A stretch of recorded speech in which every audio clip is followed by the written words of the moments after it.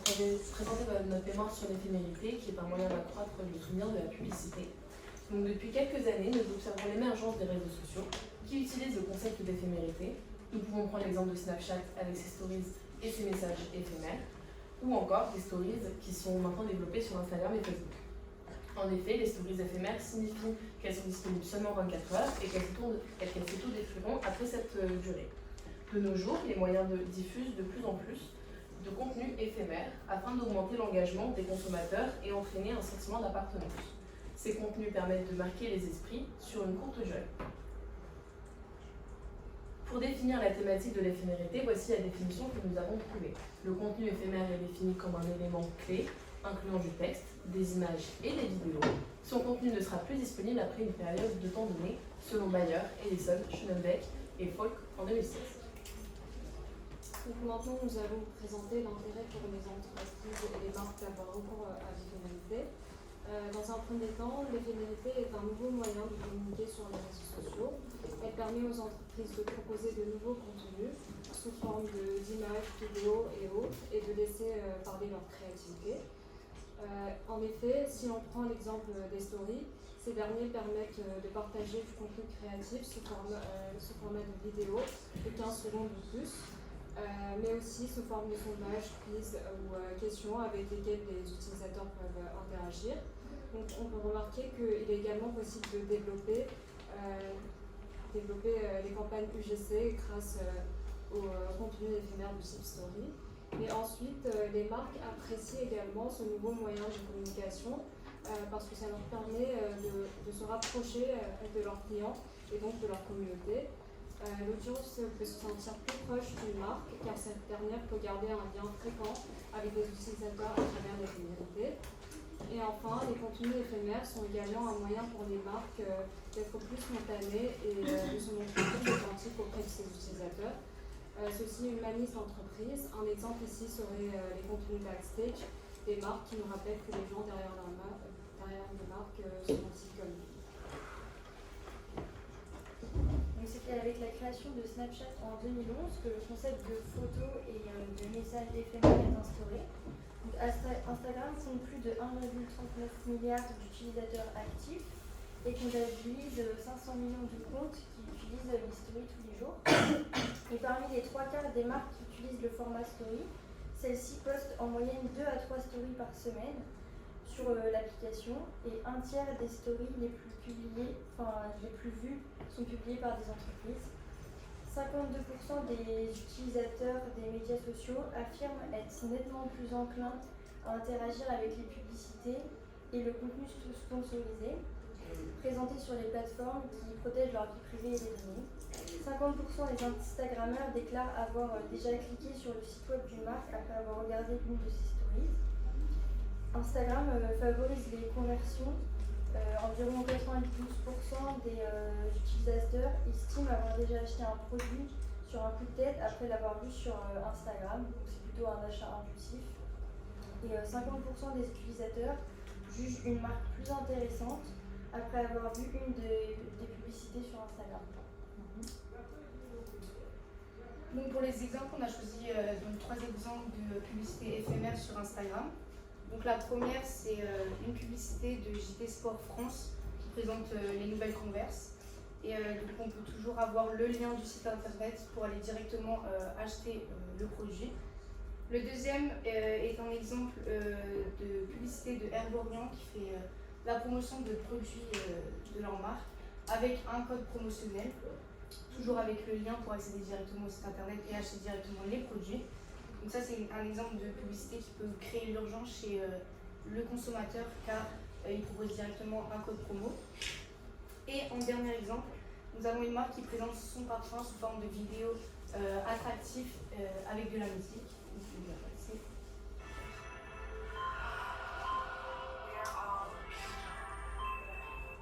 Et donc toujours avec le lien pour accéder directement au site internet et acheter directement le produit.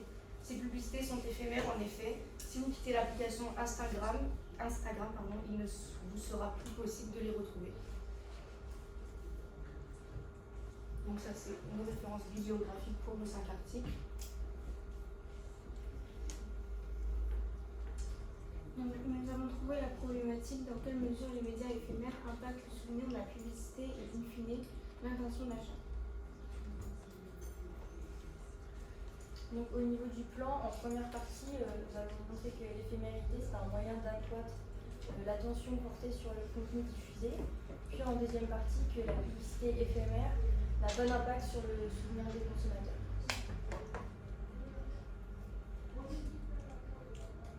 Donc, dans un premier temps, nous allons montrer que l'éphémérité est un moyen d'accroître l'attention portée sur le contenu diffusé. Et les deux articles qu'on a choisis ici nous ont permis de tirer l'hypothèse que la courte disponibilité du message entraîne une attention plus particulière auprès des consommateurs. Et comme vous pouvez le voir, c'est notre sous-partie ici. Et les résultats de nos entretiens nous ont permis de confirmer cette hypothèse plus tard que nous allons présenter dans notre analyse horizontale. Donc tout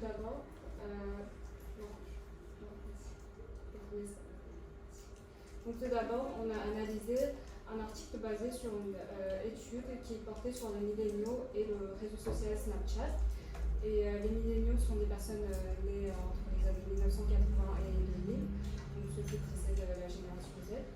Et avant de voir le modèle conceptuel de cette étude, nous allons voir le contexte de l'article et les objectifs de cette étude. Donc, en premier lieu, l'objectif c'est de montrer comment l'expression de soi sur Snapchat et la nature éphémère de ce réseau social influence la motivation d'achat de ses utilisateurs milléniaux.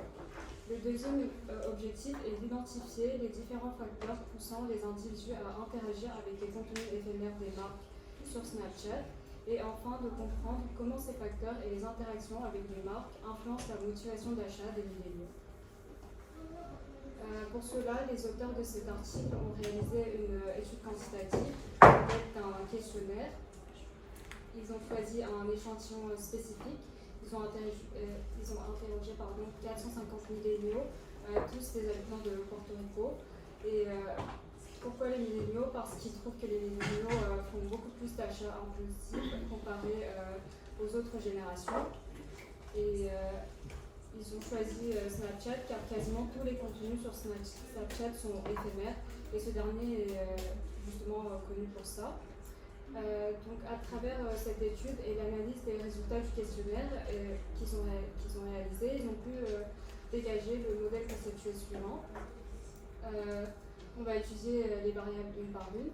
Donc tout d'abord, nous avons les facteurs stables. Dans cette étude, les facteurs stables sont considérés comme les attitudes, les comportements, l'identité personnelle et la manière dont les milléniaux souhaiteraient être perçus dans leur environnement social. Ensuite, les facteurs dynamiques sont définis comme des facteurs stables qui sont exprimés sur les réseaux sociaux. Donc, au moment où on partage sur les réseaux sociaux les éléments correspondant aux facteurs stables, ça devient des facteurs dynamiques. Et ce modèle conceptuel suppose aussi que l'acte de partager et participer à ces contenus, ainsi que l'intensité d'utilisation de Snapchat, sont affectés par les facteurs dynamiques. Et tous ces variables ensemble influencent la motivation d'achat.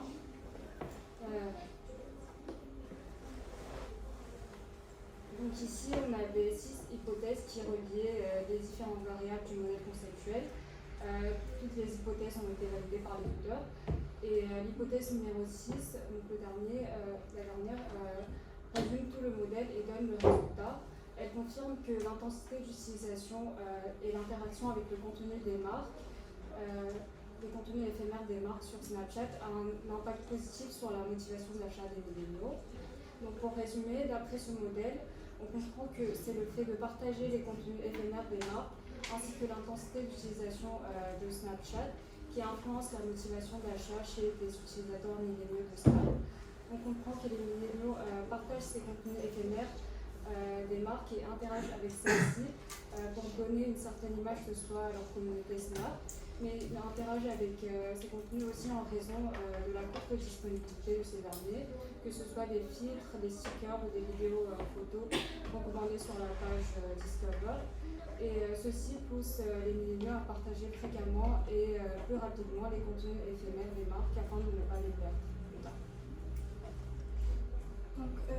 prochain article, je vais vous présenter en démontrant également que la courte disponibilité du message entraîne également une attention plus particulière auprès des consommateurs. Cet article s'intitule Fitting but not forgetting, ephemerity as a means to increase return of advertising. La principale théorie est que les personnes se souviennent moins des informations lorsqu'ils savent qu'ils ont accès plus tard, mais sont plus attentifs lorsqu'ils sont conscients que l'information ne sera plus disponible par la suite. De nombreux psychologues soutiennent l'idée que l'éphémérité améliore la mémorisation à travers certaines théories dans le cognitive offloading. Ce phénomène se manifeste parce que le cerveau humain recherche l'efficacité dans l'équilibre des exigences cognitives. Par exemple, nous pouvons écrire des adresses ou des listes de courses plutôt que de faire l'effort cognitif de les mémoriser. La plupart d'entre nous délaissent maintenant la mémorisation des directions lorsqu'on cherche une route et des numéros de téléphone à nos téléphones. En effet, la possibilité de stocker ainsi que d'accéder instantanément à des informations via Internet nous offre à tous plus de possibilités de décharger ces informations de notre mémoire puisqu'ils auraient été précédemment stockées en interne. Cependant, tout est fait qu'un contexte éphémère à son traitement de la publicité n'a pas encore été étudié. En d'autres termes, on ne sait pas actuellement si une publicité diffusée une fois dans un contexte éphémère est traitée et rappelée de la même manière qu'une publicité diffusée une fois dans un contexte non éphémère. Cette étude se traduit par un travail sur la mémoire à travers des instructions données sous forme de 5 études différentes en utilisant d'un côté le contenu éphémère, c'est-à-dire une vraie publicité Instagram par exemple, ou une vidéo, c'est-à-dire une souris, et un contenu save, c'est-à-dire une publicité disponible dans le feed Instagram. Dans ces 5 études, les auteurs travaillent sur la prédiction selon laquelle un contexte éphémère stimule le rappel, comme indiqué dans le modèle de recherche. Comme par exemple, dans la première étude, les auteurs ont utilisé une véritable campagne publicitaire sur Instagram pour démontrer l'efficacité et l'efficacité pour booster le rappel. Pour ce faire, ils ont créé et diffusé des publicités dans les 2 contextes cités afin de vendre un produit. Il s'agissait d'un t-shirt avec le texte You are still on use, conçu sur mesure pour l'étude. Ils ont pris comme échantillon des consommateurs entre 18 et 34 ans, car Instagram et les stories Instagram en particulier sont plus populaires parmi les consommateurs, parmi les jeunes consommateurs. Les participants ont été exposés au hasard à une version de la publicité en tant que publication sponsorisée au sein de leur propre expérience. Comme résultat, le taux de mémorisation publicitaire estimé par rapport aux publicités placées dans le contexte éphémère était significativement plus élevé de 3,60% que le rappel des publicités placées dans le contexte save dans le feed de 3,31%. Cette étude confirme alors que les publicités placées dans des contextes éphémères entraînent un rappel plus élevé. Cependant, à l'issue de cette étude, il a été remarqué par les auteurs que malgré l'utilisation exacte des mêmes paramètres pour chaque annonce, il est possible qu'Instagram ait optimisé les publicités en story et dans le feed différemment. De plus, les publicités ont des formats différents tels que la taille des photos, ce qui aurait pu affecter les résultats. Au fil des études, les auteurs alors modifient les conditions selon les résultats de la précédente pour obtenir des données de plus en plus précises, et cela en changeant les méthodes et les échantillonnages. Pour résumer, les résultats de cet article représentent un nouveau moyen d'augmenter le rappel publicitaire. En effet, on a pu remarquer que lorsque les téléspectateurs savent que le contenu est éphémère, leur rappel du contenu est accru par rapport au moment où ils pensent que le contenu sera accessible plus tard. Cette augmentation du rappel due à l'éphémérité est traduite par l'effort de traitement cognitif, de sorte que lorsque les consommateurs pensent que le contenu va disparaître, ils consacrent plus d'efforts à traiter le contenu que si ce contenu est censé être à nouveau accessible. Il a été constaté que cet effet se répercute sur la publicité intégrée dans le contenu éphémère des médias sociaux. De plus, pertinente à la fois pour la littérature publicitaire et psychologique, ces études soutiennent la théorie de Sparrow et Hall selon laquelle le cognitive offloading est entraîné par un traitement réduit altérant l'encodage de la mémoire. Du coup, on va passer à la deuxième partie de la deuxième sous-partie de la première partie. L'attention est accrue lorsque le contenu éphémère est engageant. Alors la notion d'éphémérité, comme elle est montrée dans l'étude, elle crée l'urgence et pousse le consommateur à du coup être plus attentif. Il y a eu 9 études qui permettent de mettre la différence en termes de souvenirs entre les contenus éphémères et permanents. Les 9 études ont porté sur des analyses aux réponses cognitives aux différents stimuli selon différentes conditions. On leur disait soit que le contenu était éphémère, soit qu'il était permanent, soit qu'il était non renseigné. Donc ils ne savaient pas dans quel cas il était. Ensuite, il y avait aussi une analyse exploratoire des analyses des données d'eye tracking. Ils ont suivi le parcours du regard sur une story. Et ensuite, une étude de terrain sur la plateforme de Facebook. En se basant sur la proposition selon laquelle les personnes allient stratégiquement les ressources cognitives, les auteurs de l'étude supposent que les consommateurs de contenu éphémère considèrent le risque de passer à côté de certaines informations. Pour tenter de pallier à ces éventuels manques d'informations, les consommateurs allouent par conséquent plus de ressources cognitives à son traitement. Par exemple, ils augmentent leur temps de visionnage en appuyant avec leur pouce sur la story pour la figer, ou alors ils font un screenshot. En plus, grâce aux différentes études menées, nous avons pu constater une hausse des réactions cognitives lorsque le contenu est dit éphémère. Donc ils savaient déjà qu'il était éphémère, et donc en comparant ceux qui avaient un contenu permanent et les autres éphémères, il y avait beaucoup plus de réponses cognitives. Cette augmentation des réactions cognitives démontre l'attention plus grande qui est portée au contenu. En effet, selon l'article et les études menées, l'éphémère crée l'urgence et le besoin de se souvenir de l'information que le contenu donne. En ayant connaissance du caractère éphémère du contenu, l'être humain fera donc en sorte de se souvenir de plus d'éléments car il ne pourra très certainement pas les retrouver plus tard, ni sur une autre plateforme. De plus, la mémoire de l'information sera meilleure car l'attention est beaucoup plus importante. Ils ont aussi constaté que les personnes qui voyaient un contenu éphémère qui était de leurs proches, comme ils étaient engagés personnellement, ils étaient quand même plus attentifs aussi que si c'était une simple story. On peut alors en conclure qu'un engagement personnel, un contenu éphémère, permet au consommateur de porter plus attention et donc d'en avoir un meilleur souvenir.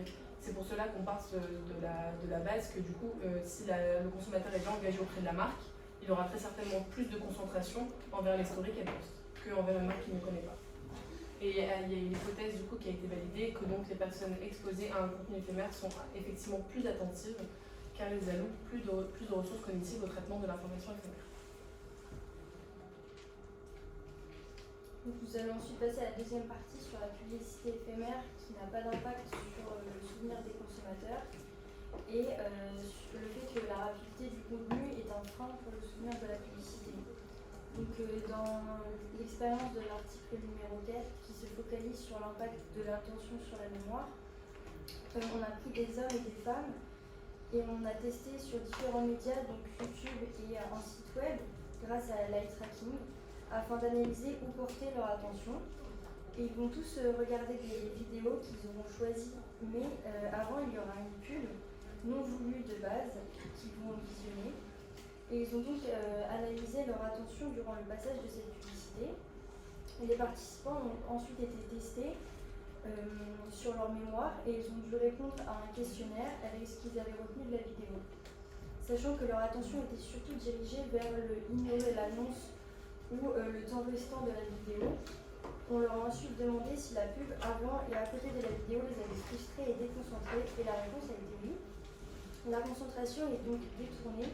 La mémorisation des informations n'est pas bonne et il y a un léger sentiment de frustration. Le modèle conceptuel que nous pouvons faire ressortir est le fait que l'efficacité et l'attention ont une influence sur la mémoire du consommateur. Et on peut conclure, ces hypothèses ont été validées. Les personnes n'ont effectivement pas retenu la publicité car ils n'étaient pas attentifs au contenu qui était diffusé. Et on peut donc conclure que plus la publicité est pertinente pour l'utilisateur, plus il sera attentif et donc plus il se souviendra de la publicité. Donc pour la seconde sous-partie de notre seconde partie, nous allons voir le phénomène Fear of Missing Out et son impact sur l'engagement des utilisateurs avec les publicités et sur les réseaux sociaux. Donc dans l'article, le phénomène Fear of Missing Out, donc FOMO, est défini comme le besoin d'être en constante connexion avec les autres. Et ce besoin peut produire un sentiment que certaines personnes peuvent avoir de meilleures expériences que nous. Donc l'article étudie comment ce phénomène influence l'humeur des consommateurs, la surcharge d'informations, la satisfaction et in fine l'engagement auprès des publicités des marques sur les réseaux sociaux. Donc le sentiment FOMO entraîne un individu à passer beaucoup plus de temps sur les réseaux sociaux et donc augmenter son interactivité sur ces derniers, car il a peur de rater des informations ou une expérience. Plus il est actif et connecté sur les réseaux, plus la surcharge d'informations est élevée, et cette surcharge d'informations entraîne un changement dans l'humeur de l'individu et altère son engagement et sa concentration sur les publicités des marques, encore plus sur les publicités éphémères. Dans l'article, la surcharge d'informations est définie comme un phénomène où le consommateur subit une charge cognitive et est incapable de traiter les informations de manière efficace et efficiente. Il se souvient moins des informations. Donc la première hypothèse validée nous dit qu'à mesure que le phénomène FOMO augmente, l'interactivité des réseaux sociaux augmentera. Et à mesure que cette interactivité augmente, la surcharge d'informations augmentera également. Les résultats indiquent que lorsque les utilisateurs des réseaux sociaux tentent de gérer un FOMO élevé par le biais d'interactions sur les réseaux sociaux, ils subissent une surcharge d'informations, ce qui les empêche de traiter d'autres informations. L'hypothèse numéro 2, qui a été également validée, nous dit que la surcharge d'informations encourage les émotions négatives des consommateurs, puis décourage l'engagement avec la publicité sur les réseaux sociaux. Cette hypothèse est confirmée, plus la surcharge d'informations augmente, plus les émotions négatives augmentent et l'engagement auprès des publicités diminue. Nous pouvons en conclure que le phénomène Fear of Missing Out a donc un effet sur la concentration des consommateurs et a donc un impact indirect sur l'engagement auprès des publicités éphémères sur les réseaux sociaux et entrave le souvenir de la publicité.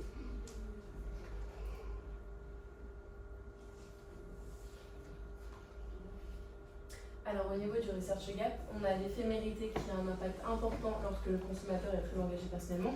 C'est quelque chose qu'ils ont évoqué dans mon article et ça n'a pas été prouvé dans le modèle conceptuel. C'est quelque chose qu'ils ont remarqué seulement.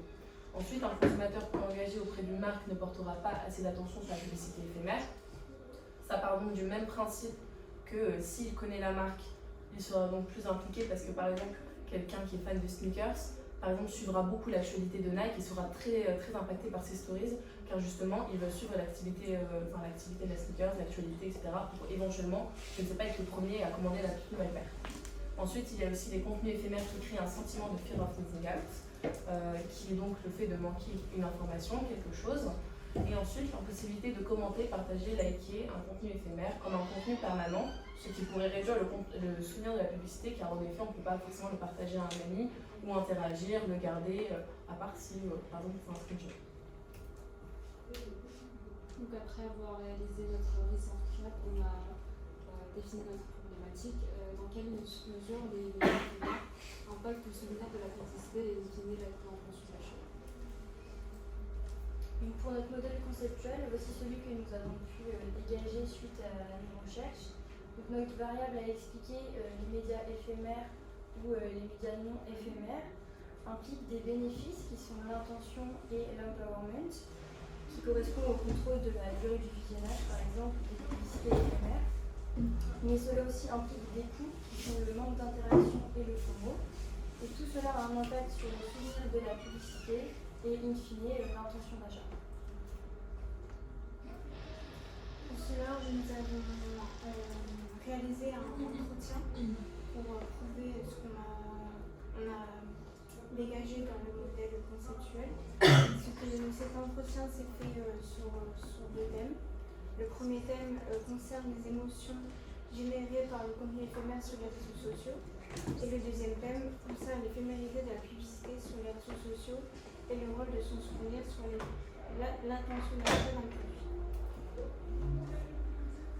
Nous avons donc réalisé ces entretiens avec différentes personnes allant de 18 ans à 25 ans, dont la plupart sont des étudiants, sauf une personne qui est consultante en énergie solaire. Donc pour notre premier thème, notre analyse horizontale, nous avons choisi 4 différents sous-thèmes. Donc le premier sous-thème concerne la peur et l'anxiété de rater une information sur les réseaux sociaux. 100% de nos participants nous ont déclaré ne pas ressentir d'anxiété à l'idée de rater une information. Donc par exemple, quelqu'un nous a dit pas du tout, ça ne me dérange pas de passer à côté d'une story ou de l'anxiété, je n'irai pas jusque-là. Ce qui nous amène à notre deuxième sous-thème, qui est justement la possibilité de retrouver des informations sur d'autres réseaux sociaux. En effet, 67% de nos participants nous ont déclaré qu'ils ne ressentaient justement pas d'anxiété, car ils avaient la possibilité de retrouver des informations éphémères sur d'autres réseaux sociaux, comme le réseau social Twitter. Troisièmement, nous avons pu observer que 100% des participants contrôlent la durée de visionnage des contenus éphémères qu'ils voient passer sur les réseaux sociaux, avec une pression sur l'écran avec le pouce, un screenshot ou en le partageant à leurs amis. Pour le dernier sous-thème, 50% des personnes ressentent de la frustration à cause du manque d'interaction sur les stories, mais cela reste principalement sur des contenus éphémères de leurs proches et non réellement de la publicité des marques. Par la suite, nous avons notre deuxième thème intitulé Éphémérité de la publicité sur les réseaux sociaux et le rôle de s'en souvenir sur l'intention d'achat d'un produit. Et dans ce thème, nous avons trois sous-thèmes. Tout d'abord, on a un souvenir de la publicité éphémère, où 67% de nos participants ont répondu qu'ils se souviennent d'une publicité éphémère qu'ils ont déjà vue. Et ensuite, nous avons 33% de nos interviewés qui nous ont répondu que la nature de la publicité a différents types d'impact sur leurs souvenirs.